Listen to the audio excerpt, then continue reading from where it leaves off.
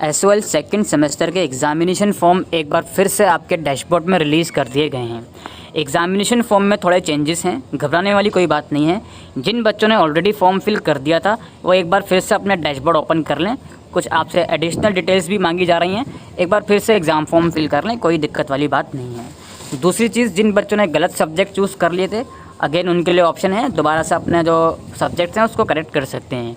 तो सबसे पहले तो आपको माया यहाँ पे डैशबोर्ड में आना है और सेलेक्ट ऑप्शनल पेपर पर आपको क्लिक करना है। अब आप ऑनर्स कोर्सेज़ के हो या फिर प्रोग्राम के हो, यहाँ पर आपका ऐसा इंटरफेस खुलेगा। ऊपर देखिए इस बच्चे ने ऑलरेडी फॉर्म फिल कर दिया था, ठीक है, तो इसलिए इसका ऐसा डैशबोर्ड आ रहा है। तो यहाँ पर कुछ चीज़ें आपसे पूछी जाएंगी। सबसे पहले हिंदी आपने कौन सी क्लास तक पढ़ी है, इन चारों में से ऑप्शन है आपके पास। अगर आपने 8th क्लास तक भी नहीं पढ़ी तो आप नन कर दोगे, अदरवाइज़ अपनी सूटेबिलिटी के अकॉर्डिंग जो भी आपने हिंदी जिस भी क्लास तक पढ़ी है उसको यहाँ पर आप चूज़ करोगे। फिर आपसे पूछेगा इंग्लिश अगर आपने 12th क्लास तक पढ़ी है तो ये पूछेगा नीचे कि आपने कोर, इलेक्टिव या फंक्शनल इंग्लिश पढ़ी है, उसको चूज़ करोगे और परसेंटेज लिख दोगे, यानी कि क्लास 12th में आपके इंग्लिश में कितने मार्क्स थे वो यहाँ पर आप लिख दोगे। जो मैं आपसे बार बार कहता आ रहा था कि आपने मार्क्स के अकॉर्डिंग आपको इंग्लिश मिलेगी अगर फर्स्ट सेम में हिंदी पढ़ी है MIL में आपने तो खैर ये सब चीज़ें आप कर लोगे। अगर इंग्लिश आपने 10th क्लास तक पढ़ी है तो सिंपली आप यहाँ पर 10th लिख दोगे, फिर आपसे मार्क्स की रिक्वायरमेंट यहाँ पर नहीं है।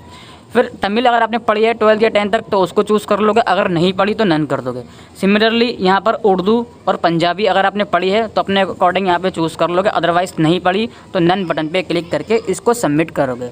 अब देखिए इसके बाद वाला स्टेप मैं आपको दिखा तो नहीं सकता लेकिन बता ज़रूर सकता हूँ। इसको करने के बाद अगेन आपका वही वाला पेज ओपन होगा जहाँ पर आपको आपके सब्जेक्ट पूछे जाएंगे। अब देखिए आपने ये वाला फॉर्म फिल कर दिया, यानी कि ये वाला जो इंटरफेस है ये कंप्लीट कर लिया।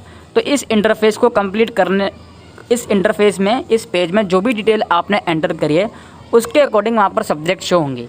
अब मैंने आपको ऑलरेडी जब फॉर्म निकले थे उस पर्टिकुलर वीडियो में पूरा एक्सप्लेन कर दिया था कि आपको कौन से सब्जेक्ट मिलने हैं, तो आप चाहो तो उस वीडियो को एक बार जाकर देख सकते हो।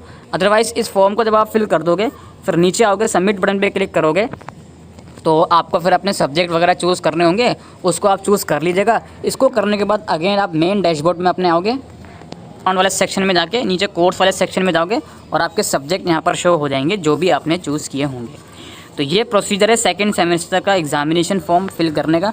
जाइए फॉर्म फिल कर दीजिए। मैं रिक्वेस्ट करता हूँ एक बार अगर गलती हो गई थी फॉर्म के अंदर टेक्निकल ग्लिचेस की वजह से तो दोबारा उस गलती को मत दोहराइएगा। वैसे कम चांसेस है आप उस गलती को दोहराओगे क्योंकि सेकंड चांस आपको मिला है।